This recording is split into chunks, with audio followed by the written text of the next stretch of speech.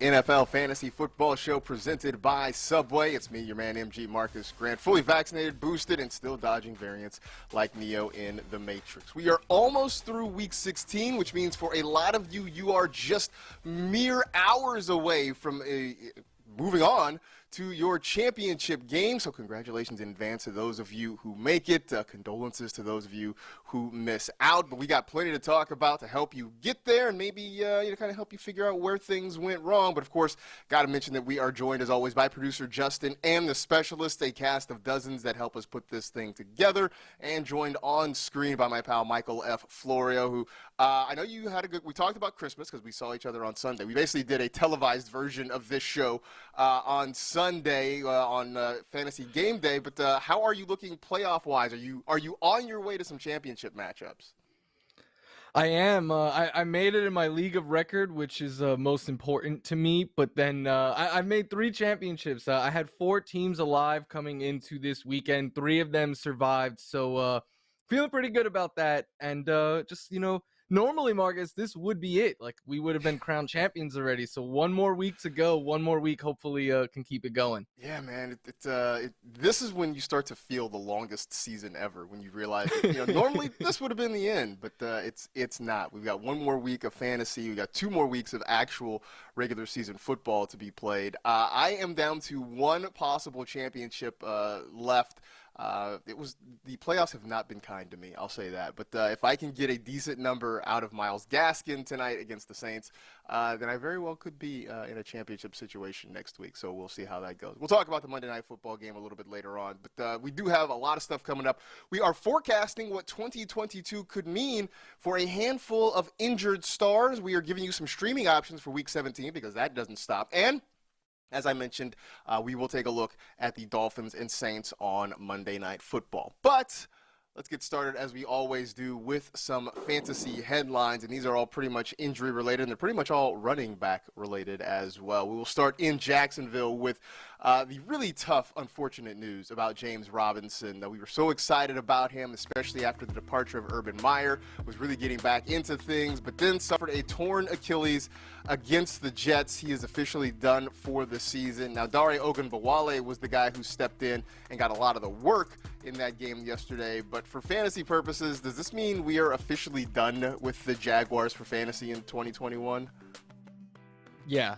Like, James Robinson was kind of the saving grace there. They've had 2 good matchups in back-to-back weeks against poor defenses. Trevor Lawrence hasn't been able to take advantage of it. The receivers really haven't been able to take advantage of it. So maybe Dare Ogunbowale in a deeper format, but for a championship, I would not want to be starting any Jaguars unless I'm desperate. Well, especially because, next week they're playing the Patriots too, and I know they've lost back-to-back games, but they've lost back-to-back games against good teams. The Jaguars are not a good team. I don't want any part of any Jacksonville player. So I think we say goodbye to them for 2021, and we turn the page to 2022. In Philadelphia, Miles Sanders left the game against the Giants on Sunday with a hand injury. Turns out he has fractured a bone in his hand. He's expected to have an MRI on Monday to determine the severity of it, but I would be very surprised if he's on the field for Philly this week against Washington. So in that case, where do we pivot in the Eagles' backfield, Florio? I think Jordan Howard would be my preferred option there of the Eagles running backs. Yesterday when Miles Sanders went out, we did see them split, but we saw Miles Sanders get a little bit more of the snaps, 35%. He had 4 targets, which I love to see, 9 carries. I know Boston Scott scored the touchdown, but I think that Jordan Howard would get goal line carries. So he would be my preferred ad. But Marcus, in the waiver wire article, I said both of them are kind of in play as flex options. And whichever one has the better day might come down to whichever one scores the touchdown. So I think we get 2 options here, but my preferred would be Jordan Howard. So I'll go slightly the other way and say Boston Scott, although I think it's pretty close with both of them. As you mentioned, Jordan Howard may be more likely to get those goal line opportunities, but Scott actually had more carries yesterday, had more yards, and as you mentioned, he had the touchdown there. Was surprised to not see him involved in the passing game. Usually he can get a few targets in there as well. So maybe that happens next week if Miles Sanders isn't able to go. But considering what the Washington football team put on film yesterday, You have to at least like the matchup. Hopefully, there are no Washington players fighting with each other on the sidelines. But either way, I guess if you're really in a pinch, you need a flex option. Jordan Howard, Boston Scott, both out there. I would imagine they are both pretty heavily available on waiver wires. So something to keep in mind when you're building your lineup for Week 17. In Kansas City, the Chiefs got a huge win against the Pittsburgh Steelers. Congratulations to them. They are once again champions of the AFC West and still potentially hunting that 1 seed in the AFC. But it was Clyde Edwards-Helaire suffering a collarbone injury. Now, the x-rays were negative on Sunday night. He's expected to have an MRI on Monday. But presuming he's not going to be able to go, is it as simple as saying it's just now Darrell Williams' season? It is. And, you know, as someone like I said, I made it in my league of record. I have both of the Chiefs running backs. I'm hoping that CEH just sits because it's been better for fantasy when one of these running backs is out. Since we've seen them come back, we've seen a committee. And I know people yesterday were like, oh, well, CEH got hurt. That's why we saw so much Darrell Williams. No, we were seeing Darrell Williams before Clyde Edwards-Helaire got hurt. We only started to see Gore after he got hurt. But before that, Williams had more snaps. He had more touches. He had more targets. All of that. And he got the first crack at the goal line work before CH came in and had that really impressive touchdown run. So we've seen it before. Like, Darrell Williams is a really good backup that when he has to start, he's a high-end RB2 that gives you potentially RB1 upside. So I'm hoping CH sits. Darrell Williams is a very strong option if CH sits next week. Well, I like your point that it is better off for fantasy if we just have one of them, especially next week. They've got the Bengals in what, just pure football-wise, should be a great matchup with two teams that are playing really good football, trying to improve their seed potentially for the playoffs there. So you got to love that one there. But you're right, having them split opportunities against the defense in Cincinnati that's played pretty well the last few weeks, it just seems like a bad deal. So, not that we're wishing any ill on Clyde Edwards-Helaire, but for us, if we just know that it's one guy, I think we can feel better about it. Whether it's Williams or Edwards-Helaire, we just want one. That's all we want. Eric Bieniemy, Andy Reid, if you're listening out there, we know you are. Please just gift us that for New Year's. That's really kind of all we're asking for. So we sit here talking about injuries and how they're going to impact the rest of the 2021 fantasy season. There have been obviously a number of big-time injuries that could have an impact on draft position when we get to 2022. So I just wanted to pick on a few of them, and we'll kick around where we think they're going to go. Obviously, it is late December. We are still months and months away from drafts being started here, and there's a lot that's going to happen. But very curious about what you think about, say, some of these guys for next year. So the first one, Christian McCaffrey, who is out for this year, and it makes 2 years in a row, though, where he has suffered injuries that have kept him off the field for a very long time. We know when he's healthy what he can be and what he can do, but now I think the questions of can he stay healthy for 16 games, 17 games, start to become really, really relevant. So, that being said, if we're drafting right now, where are you taking McCaffrey? I originally was thinking he would go late first, early second round, but then every other running back got hurt as well, besides really Austin Eckler and Jonathan Taylor. So I'm starting to think Christian McCaffrey goes as like a middle of the first round pick. I think JT and Eckler will definitely go ahead of him. Mixon is someone I'm starting to see get a lot of top 5 love. I think like Najee Harris, Derrick Henry, those guys will be in the conversation. Dalvin Cook. But you look at it, Dalvin Cook's missed a lot of time, and his production has kind of come to a halt a little bit. Kamara hasn't been the same, and he's missed time. So I think CMC, who is still the safest bet to score 25 fantasy points in any given week when healthy, in my opinion, I think he'll be a middle of the first round pick, maybe someone you get at like 5th, 6th, 7th overall in that range. So I wrote down late first round, but listening to you talk is sort of kind of convinced me that maybe I bump him up to the middle of the first round. Because I'm thinking, Derrick Henry is certainly going to be there. As you mentioned, Austin Eckler is going to be there. Jonathan Taylor. Taylor may be the number one pick with Henry and Eckler somewhere in there. And so maybe we are talking about Christian McCaffrey somewhere at 5 or something like that. I'm trying to think of who maybe you put Dalvin Cook slightly ahead of him. But, Saquon's going to drop out. Ezekiel Elliott is going to drop out. There are a lot of these guys that we're not going to talk about as first-round picks, or at least not very high in the first round. So McCaffrey probably ends up in that conversation by default. But the argument is going to be, well, can he stay healthy? And after the last 2 years, it is certainly a valid criticism. But, again, as you mentioned, a guy who, when he's right, you can almost pencil in 25 fantasy points per game. So that makes it really hard to ignore him that early in the first round. All right, let's go over to James Robinson, who we just mentioned is done for the rest of the season with an Achilles tear. I think he's in an interesting situation because, one, he obviously is going to be rehabbing pretty much all offseason long to get ready for training camp, but there's also the expected return of Travis Etienne. We didn't see him at all because of his injury that happened in the preseason. So it's going to be kind of an interesting situation. Throw in the fact that the Jaguars are going to have a new head coach next year. And what are we looking at for James Robinson? Yeah, I think because of all the reasons you said, that the injury, is he going to be ready in time for the start of the year? I mean, torn Achilles used to be a full year. Now, we're seeing Cam Akers come back from it already 6 months later, so maybe he is ready for the start of the year, but I think that'll be a big question all summer long. Then there's Travis Etienne, who's going to be running the offense. What is the offense going to look like? Because it was brutal this year.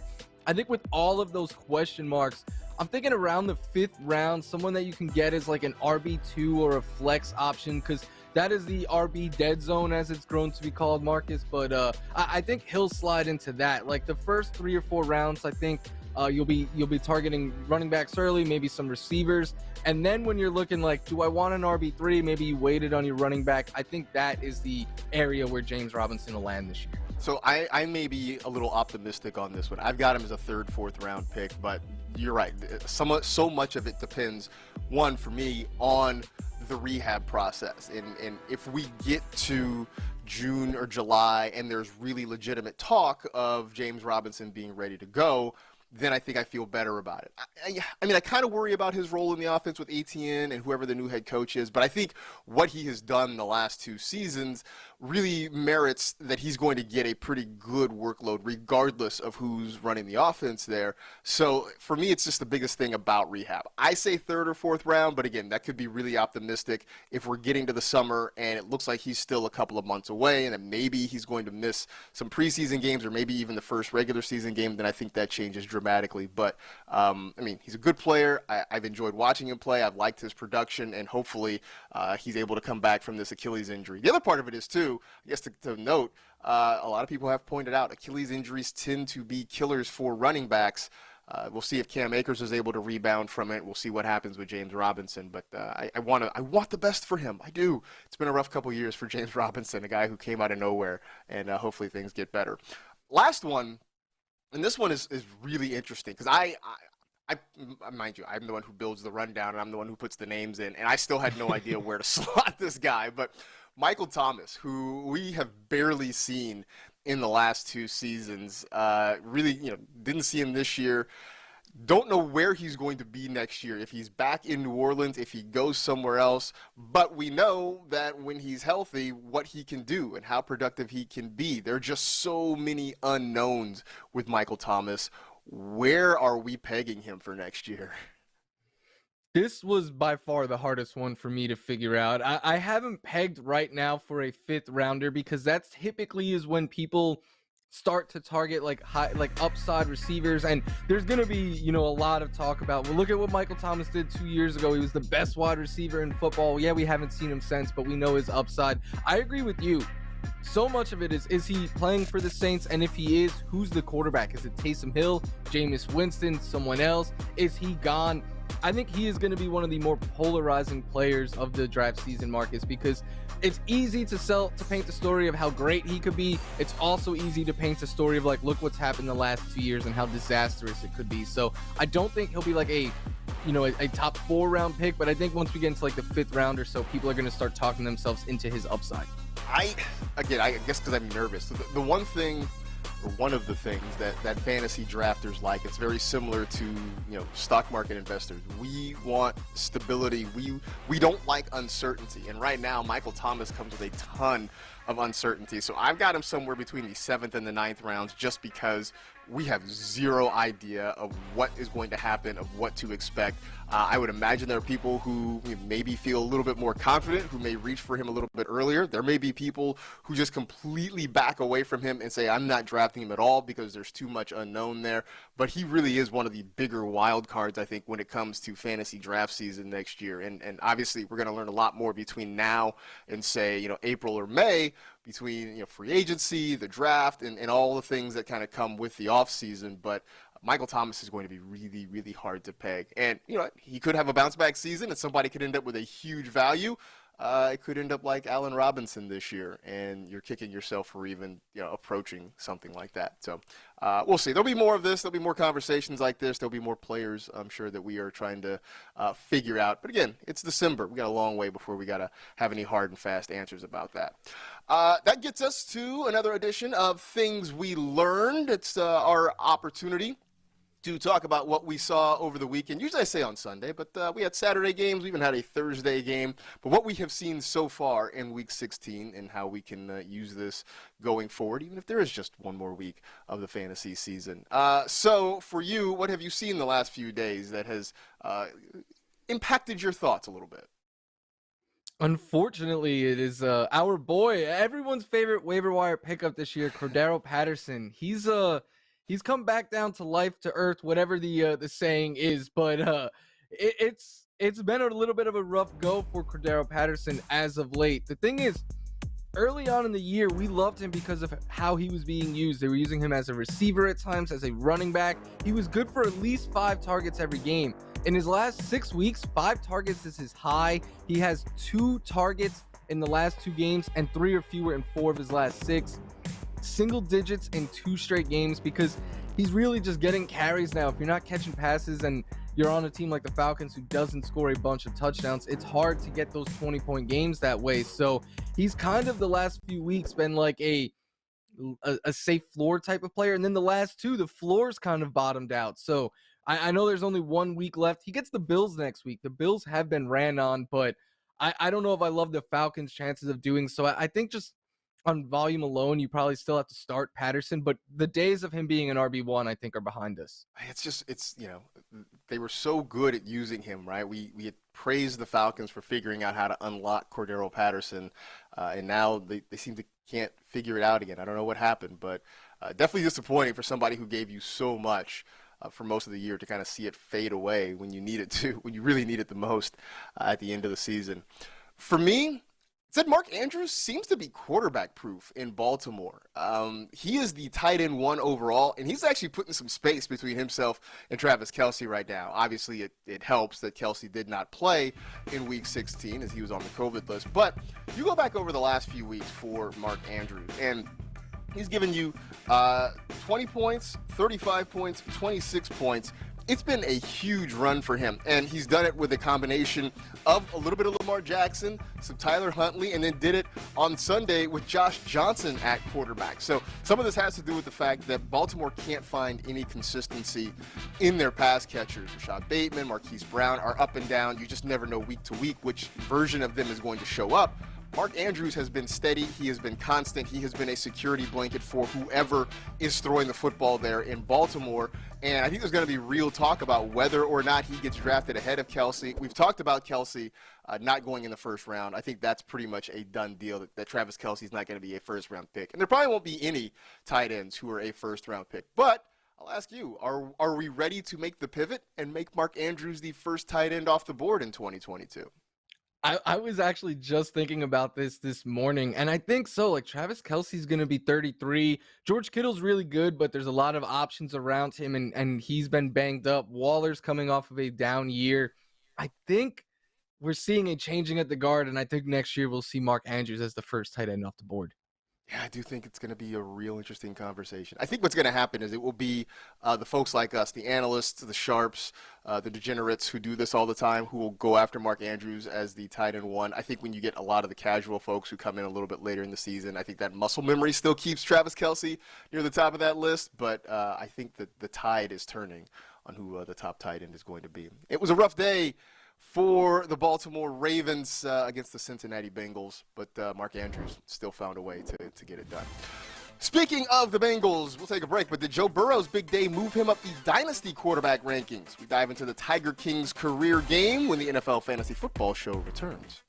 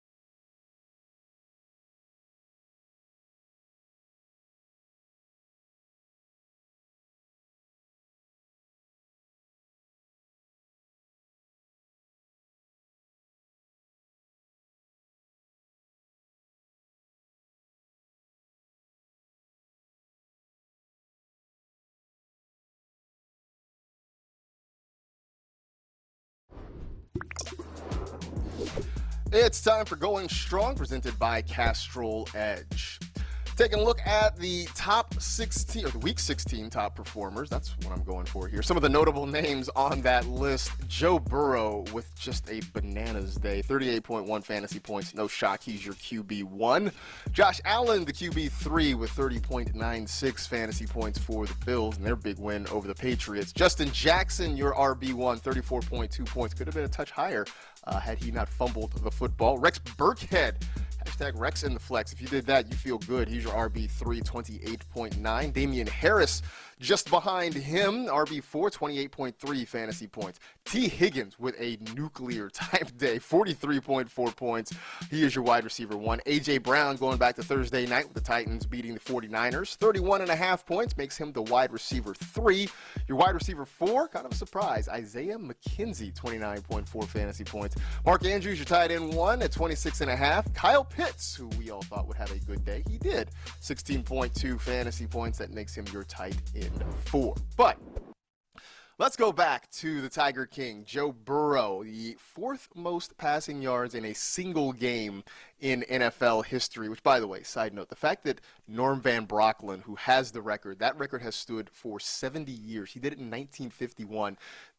Thinking of the game then versus the game now, the fact that somebody could throw for 554 yards in 1951 just seems mind-boggling. But for Joe Burrow, huge day, 525 for him, and a big win over the Ravens. Let's look at next year, right? Let's look at dynasty quarterbacks because Trevor Lawrence, I think, was a guy that everybody had high. Obviously, this year has not been great. Joe Burrow coming back off the knee injury has been really, really good at times this year. is he a top 3 dynasty quarterback heading into next year? Does he belong higher? Is he maybe even the number 1 dynasty quarterback? Not for me. He is not in my top 3. I Wow. think Joe Burrow kind of gets viewed as like a young quarterback because he's only in his second year in the NFL, but he's 25 years old. He's around the same age as Patrick Mahomes and Josh Allen. He's older than Lamar and Kyler Murray and Justin Herbert. I would have all 5 of those guys ahead of him. I think Joe Burrow then is the 6th quarterback for dynasty purposes, but it's nothing against Joe Burrow. He's really good. The pieces around him are really good. His offense is really good. He doesn't run though, and those other guys can all give you points with their legs. They're all strong arm quarterbacks and high powered offenses as well. So for me, I think after, like, you could put those 6 in any order. I think after them, there's a big drop off. But for me, I would have those other quarterbacks of similar age ahead of Joe Burrow. Yeah, it's interesting too because I hadn't even thought about the 25-year-old thing because and the fact that he is the same age as Patrick Mahomes, who's been doing it for a handful of years now. Lamar Jackson, same thing, who already has an MVP award under his belt. Hey, maybe it is. Maybe it's being a prisoner of the moment and seeing what Joe Burrow did on Sunday. He does have some good pieces around him, though, right? With T. Higgins, Jamar Chase. There's a lot to like about this offense, but maybe you're right in terms of where he is age-wise and the fact that he doesn't run quite as much as some of those other guys. I think does kind of maybe keep him out of the top 3. We'll definitely talk some dynasty stuff in the offseason because I think that's going to be an interesting conversation there. Is Jalen Hurts in there? I feel like because his status in Philadelphia is so uncertain that it's hard to put him in that list. I didn't even consider him, but if he's the starter, I think I think the reason we're holding Jalen Hurts back is because we're not convinced he's the long-term starter there. But if he is, he's definitely in that group. And Marcus, speaking of dynasty and even just drafts next year, Jamar Chase versus T. Higgins is going to be, I think, one of the bigger arguments that we have all summer long. Yeah, I think it really will be. That's going to be interesting to see because both those guys, I think, will end up probably second, third round, I think, in a lot of drafts. But it's just going to be a question of which one you take first. And, we're going to battle that one for months, I think. Kyle Pitts had a good day yesterday. You mentioned just over 16 fantasy points there. One of his bigger days of the year. So this is the thing I know you and I have sort of talked about, but not at any real length. How would you rate his fantasy season? Because statistically, he's doing things that no rookie tight end has ever done. But we look at it, we're kind of like, yeah, I mean, a few weeks ago, we were like, is he even startable anymore? How would you rate this season?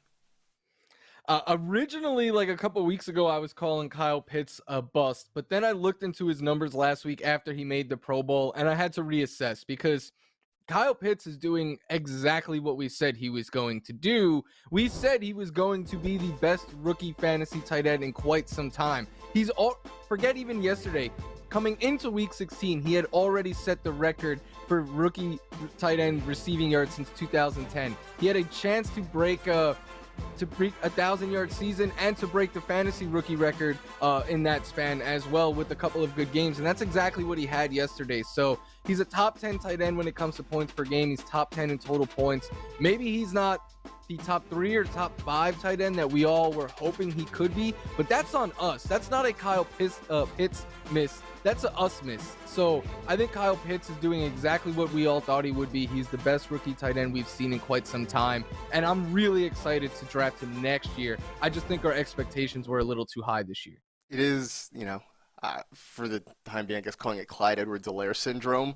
Where we put our expectations to the moon, and when a guy falls short of that, then suddenly we're like, well, maybe is he a bust? Well, no, not really.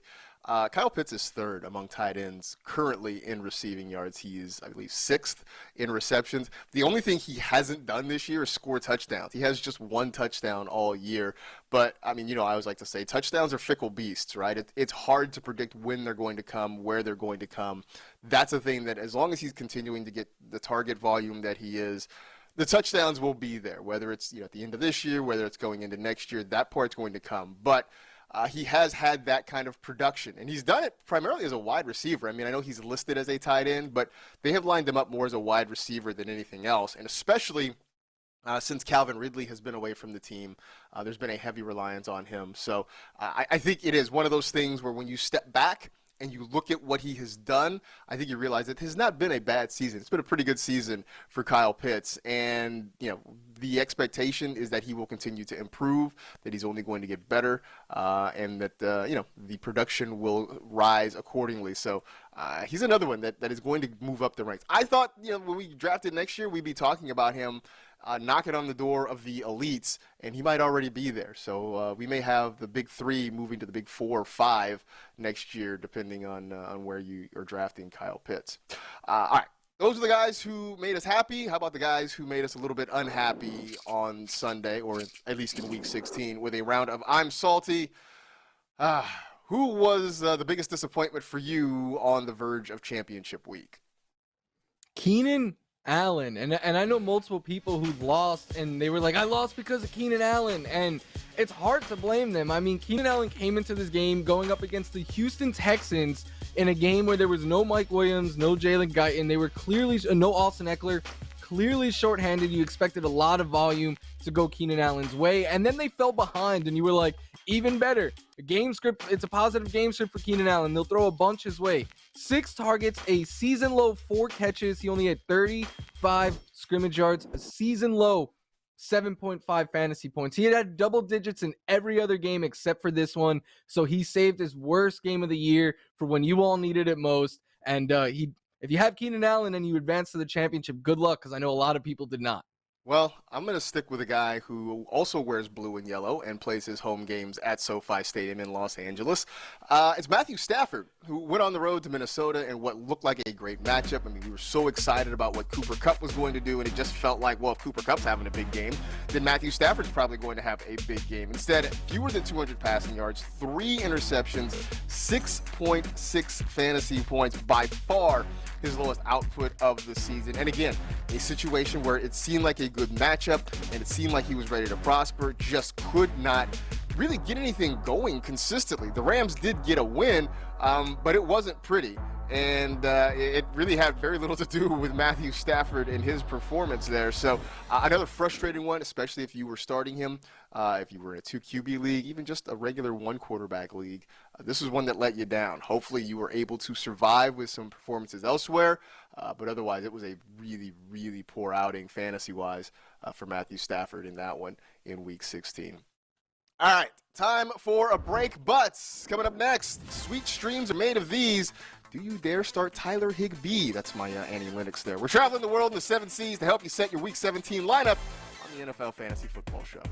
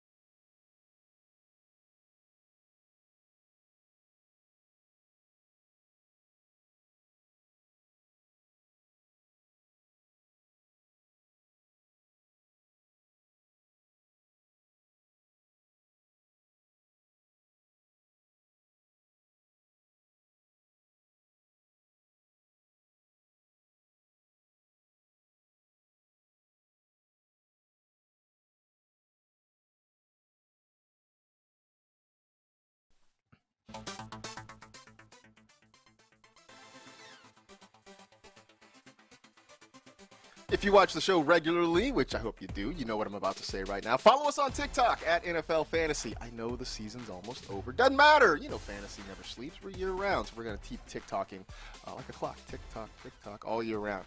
Is that why they call it TikTok? Because it just never stops? I don't know. Anyway, you can follow us at NFL Fantasy. You can follow me at Marcus Grant. I've kind of taken a short hiatus, but I'll be back. I promise you. I'm going to start doing more fun stuff again in the very near future. Some of it may be even fantasy football related. All right.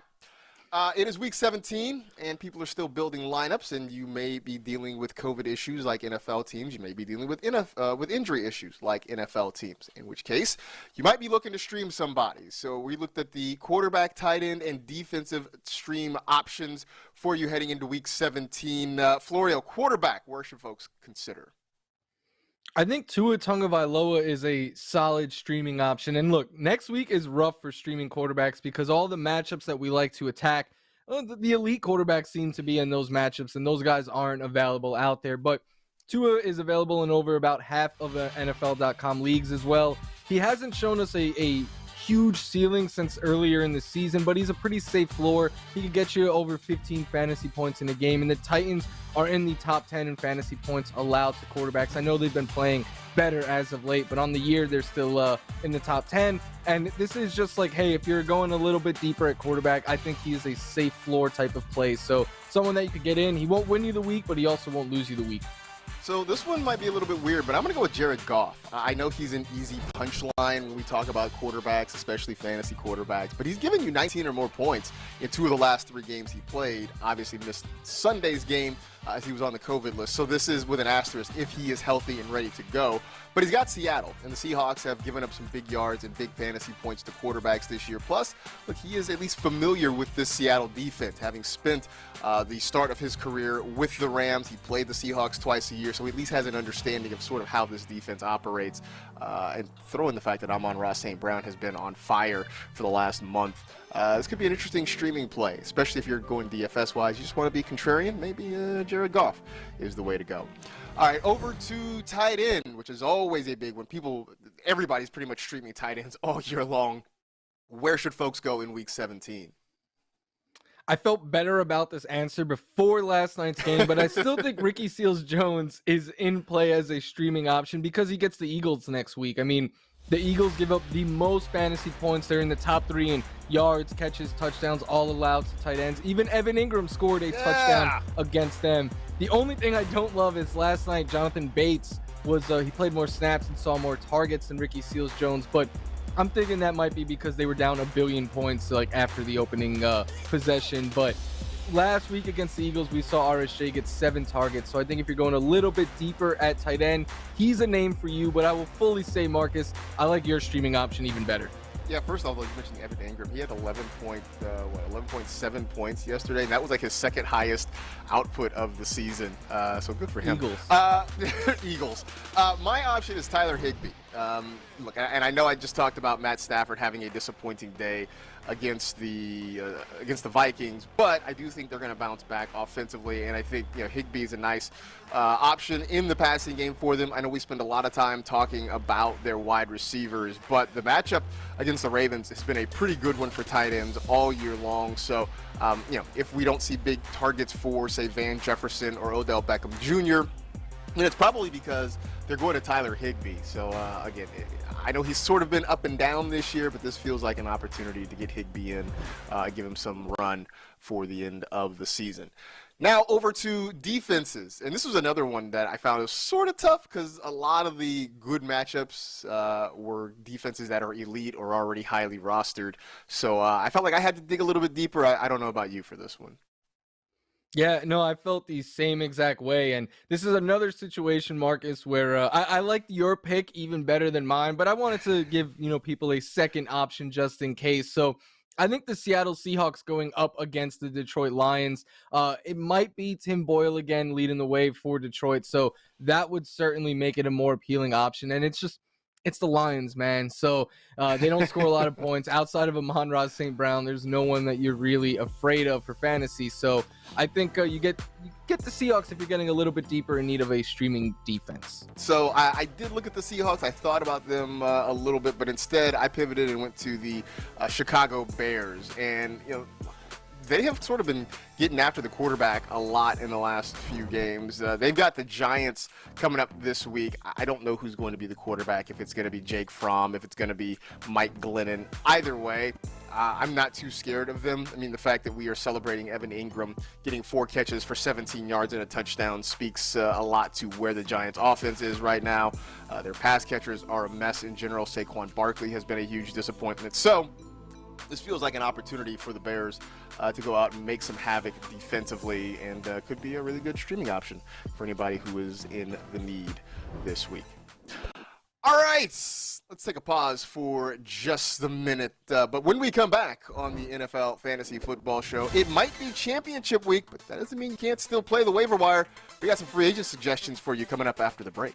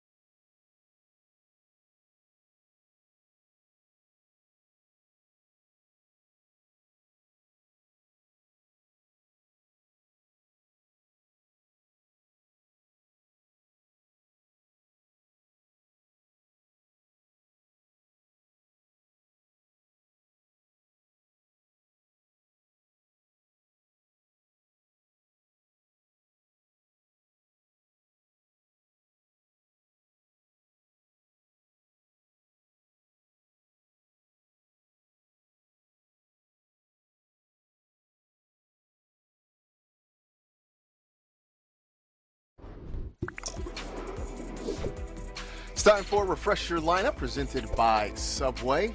Every week, Michael F. Florio puts together his list of waiver wire targets, which continue to get harder as you get further into the season. But he was up to the task again in Week 17, so please, sir, take us through your list. Yeah, quarterback Tua Tagovailoa. I said he was a streaming option I liked. Not a whole bunch of good quarterback streamers this week. Jeff Wilson Jr. with a great matchup against the Texans if Elijah Mitchell cannot suit up. With Miles Sanders breaking his hand, Jordan Howard and Boston Scott now become streaming options against Washington. Rex Burkhead, who is coming off of a career day. Dare Ogunbowale, in case you're getting a little bit deeper and need a running back. And then Keyshawn Vaughn, just for deeper leagues because he's explosive and gets the New York Jets. Isaiah McKenzie's coming off of a huge game. I think he, with a favorable matchup next week against the wide receiver in play. Kadarius Toney was back and led the Giants in targets. Love to see that. Joshua Palmer, just because there's reports that Mike Williams is unvaccinated, and if that is the case, he will miss next week as well. Robbie Anderson, I know he's a deeper league play, but he continues to get volume, as does Zay Jones, but purely a deep league there for him. Gerald Everett would be my top tight end target as he just consistently gets volume. And then Tyler Higbee, you already spoke about him, Marcus, but he is a really strong option. And then Cole Kmet and Ricky Seals-Jones just getting a little bit deeper if you're in need of a tight end. So there you have it, the waiver wire options for the week. I mean, look, you guys know at this point it is kind of slim pickings out there, but there are always maybe a few hidden gems somewhere if you were able to look hard enough and get the right matchup. But let's take a look at some of the guys that you mentioned on your list. Let's start with Keyshawn Vaughn. We know Leonard Fournette is done for the rest of the regular season. We'll see what his availability may be for the playoffs, if playoff Lenny is going to be back this year. Ronald Jones got a lot of work, scored a touchdown on Sunday for the Buccaneers, but Keyshawn Vaughn sort of working in. Could he be a flex option maybe in deeper leagues this week for Tampa Bay? I think so. Like I wouldn't want to start him, but again with COVID and injuries, and if you're in a deeper format, there's probably not a whole lot out there on the waiver wire. I think that is the perfect spot for him because he's explosive, like we said. Like Ronald Jones got the lead work, but Keyshawn Vaughn broke out a 55-yard touchdown. He played about a third of the snaps, and it is the Jets who allow by far the most fantasy points to running backs. So this is really just taking a shot on the Bucs, hoping they have a lead. And maybe if they get a lead, they're like, Ronald Jones, you could sit this one out. We're going to let Keyshawn Vaughn kind of take us home. Yeah, it was interesting to see him get as much work as he did because he sort of struggled a couple weeks ago against the Saints. After Fournette went out, I know he dropped a few passes, really struggled to kind of hit the holes. But then again, the Bucs offense as a whole didn't do much of anything, so maybe you just don't hold that against him. But he did look explosive. I mean, remember, it was just a couple years ago we were talking about Keyshawn Vaughn as a sleeper, not sure what was going to happen in the Buccaneers' backfield. Then Leonard Fournette completely took it over, and Vaughn kind of became an afterthought there in Tampa. Next up, Robbie Anderson. Now, should mention that there appears to be a COVID outbreak happening around the Carolina Panthers. On Monday, head coach Matt Rule said they sent everybody home after a significant number of positive tests occurred. At the time we're recording this show, we don't know who those players are, but it's something just to kind of keep in mind as the week progresses. But in the meantime, Robbie Anderson starting to see a few more targets the last few weeks. Sam Darnold is back. I don't know if that is good or bad for Robbie Anderson, but he is back in as part of the offense. So at least for the last week or two, are we back in on him? Not willingly. He is one of those deeper options again. Like I don't love Robbie Anderson, but if I play in a deeper league or, if my waiver wire is just really thin and I need a receiver or a flex, I think that's where Robbie Anderson comes in because he's been averaging 10 targets per game over the last 3 weeks with at least 8 targets in all 3, showing us a pretty safe floor of around 9 fantasy points, even has a 21 fantasy point game in there. So again, not ideally starting Robbie Anderson, but it all depends on the COVID outbreak as well there. But if he's playing and you're in need of a deeper option, I think that's his sweet spot. I mean, we had such high expectations for him, and then just had to pull the chute and sort of abandon him mid-season. Now for him to sort of come creeping back. Interesting. Everything in Carolina offensively is sort of a mess at the moment. So that's my one caveat with Robbie Anderson right now. All right, so top target off the waiver wire in Week 17. You somehow have priority. You miraculously have a few fab dollars left. Where are you going with them? For me, the top target is whoever helps your starting lineup the most. I know you're talking about a running back market. So if you're in need of a receiver, I think it's Isaiah McKenzie because he was targeted 12 times this past week. That was second most on the Bills behind only Stephon Diggs, and he played really well. He had 11 catches for 125 receiving yards, a bunch of really impressive catches, and he scored a touchdown. And the thing is, I know a lot of people are thinking this is a 1 week thing. Gabriel Davis has already been ruled out for next week because he's unvaccinated and was added late in the week on COVID. So he is out week 17. And then Cole Beasley has a shot to come back, but he's going to be kind of taking it down to the wire because he is unvaccinated as well. So I think at the very least, we see Isaiah McKenzie running in 3 wide receiver sets. I think he has surpassed Emmanuel Sanders, who just clearly isn't healthy right now. And even if Beasley sits then I think he's a top 2 option in that Bills passing game again. Josh Allen likes to spread the ball around. I mean, obviously Stephon Diggs had a nice day on Sunday, and he's going to get his targets, but they got to go other places with the football. We've seen Gabe Davis step up, now McKenzie step up, so he could be a guy who has another nice week for Buffalo. For me, you mentioned a running back. It's Jeff Wilson. and I'm surprised that he's still available. I would think that at this point, folks would have sort of jumped on the Jeff Wilson bandwagon. As long as Eli Mitchell isn't there, Jeff Wilson is going to be the guy. And I think we saw a lot of him this week. Before, I think some of the hesitation might have been, well, Deebo Samuel is doing so great as a running back, and Deebo's been very good there. But on Thursday against the Titans, Deebo went back to being more of a pass catcher. It was Jeff Wilson doing a lot of the running work there and even catching some passes from Jimmy Garoppolo underneath. So as long as Eli Mitchell is not available, and we'll see how that goes as the week continues, Jeff Wilson should be on rosters. Jeff Wilson very well should be in lineup, at least as a flex option this week, because like I always say, we always want part of a Kyle Shanahan running game. All right, if you want more of the waiver wire talk, you can go check out Michael F. Florio's article, NFL.com/waiverwire. It is live now, so you can go and kind of skim through that and figure out how you're going to make your waiver picks heading into Week 17. We are going to head into a break, and there's still one more game in Week 16. We're looking at what to expect in Dolphins and Saints on Monday Night Football when the NFL Fantasy Football Show concludes.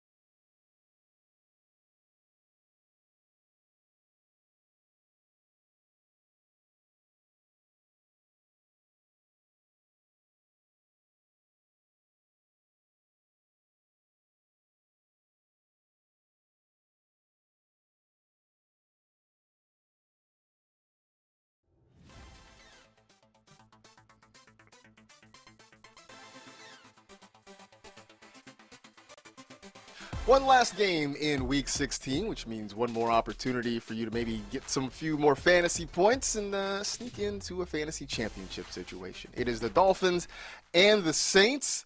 And let's start on the Miami side. Duke Johnson had a big game last week for Miami, kind of surprising a lot of folks with as much volume, as much production as he got.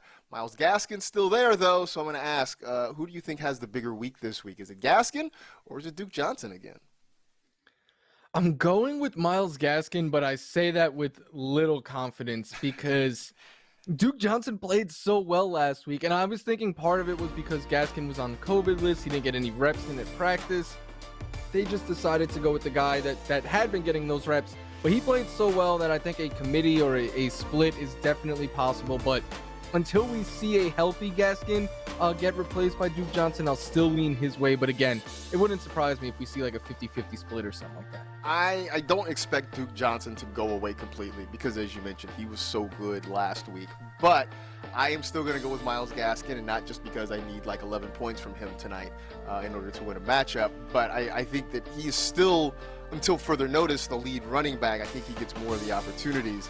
But it's going to be an interesting 1-2 punch for Miami because both those guys can do similar things. I've always said of Duke Johnson, like in the past, he's a good running back who always played on teams with better running backs. He's a good receiver who always played on teams with slightly better receivers. But maybe he's found a home in Miami. Look, he went to the U, so maybe it's good for him to be back in Miami again. Who knows? The U, there it is. Throw it up. Jalen Waddle, who has been pretty good all year long. Let's put a number at 15 fantasy points. Are you going over or under that for Jalen Waddle tonight? I'm going to go over for Waddle tonight. The strength of the Saints defense is clearly against the run. So if Gaskin, Duke Johnson, either one of them struggle to get going, I think we see a lot of passes. And Waddle is, he has some explosiveness, but they also give him a lot of short passes near the line of scrimmage, kind of almost as an extension of the run game a little bit. So I think he on catches alone, it puts him in a safe bet to get over 15. I'm happy that in the league I'm facing him in, I have a big lead because I think he could have a really big game tonight. I'm going to go over as well. I do think a lot of the targets, a lot of the catches. I mean, this is a fairly concentrated passing game. I mean, Waddle's gotten a lot of look. I know Mike Gesicki has been sort of up and down a little bit. Devontae Parker has seen a lot of opportunity since he's come back from injury. But Waddle is the lead guy in this aerial attack. And so I think, as you mentioned, with the Saints being so good against the run, that's going to make it hard on Gaskin and Johnson, which means Tua will have to throw the football a little bit more, and Waddle's going to get a whole lot of those opportunities. Real fast, if I say 12 points for Devontae Parker, are you going higher or lower than that? I'm going to go just higher. He's been good for about 11 every healthy game he's played, so he just needs like one more catch to get over 12. All right, cool. I'll go the over too because it's just more fun. I think rooting for the over than the under. Last thing, the Saints right now a mess offensively. They are likely starting Ian Book at quarterback. Their wide receivers really have not done much to speak of most of the year. It's been the Alvin Kamara show pretty much. So is there a Saint besides Alvin Kamara that you would consider starting tonight? I found a little bit of a loophole because there's not one individual, but I'll start all 11 of them that play defense because they shut down Tom Brady. They're one of the better defenses in the league. So Miami, I like a lot of their pieces, but I don't think they're the toughest test in the league. So I was actually streaming the Saints in a couple of leagues myself this week. Besides that, nope. Yeah, I will grant you your loophole because that is probably it. But there's nobody else. I can't trust any of the wide receivers. I'm not even sure who their regular tight end is at this point. I will say this: I think in a daily lineup, I think I put in Lil Jordan Humphrey, mostly because his salary fit the slot that I had left. Not that I have any real expectations for Lil Jordan Humphrey, but Ian Book, any of the pass catchers.